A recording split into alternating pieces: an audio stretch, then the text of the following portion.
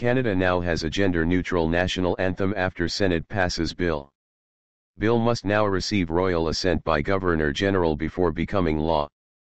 By John Paul Tasker, CBC News posted, January 31, 2018.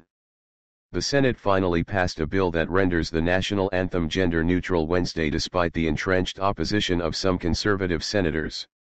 The House of Commons overwhelmingly passed a private member's bill in 2016 that would alter the national anthem by replacing "In All Thy Sons" command with "In All of Us" command as part of a push to strike gendered language from O Canada. The bill, first introduced by the late Liberal MP Maurel Balangi, now must receive royal assent by the Governor-General before it officially becomes law.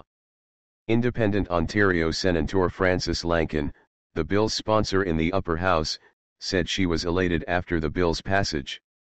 Her efforts to get the bill passed were stymied by some conservative senators who thought Parliament had no business tinkering with the words of a song written by a man long dead.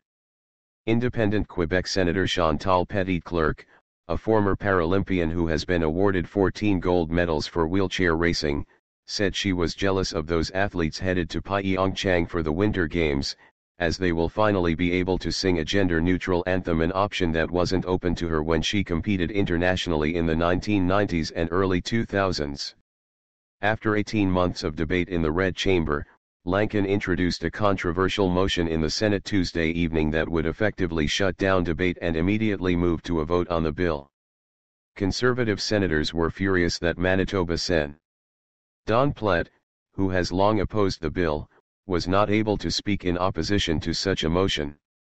They said it was an affront to democracy to use these time-limiting motions to silence the opposition. When a majority of individuals decide to shut down discourse in this place, democracy dies. We need to be very wary of tools that muzzle debate. That is the fundamental right you have, to get up and speak on any piece of legislation. None of us have the right to take that away, conservative Sen. Leo Housakos, himself a former speaker, said ahead of the vote. Plett said Wednesday that a change such as altering the national anthem should be put to a referendum. Conservatives boycotted a vote on Sen.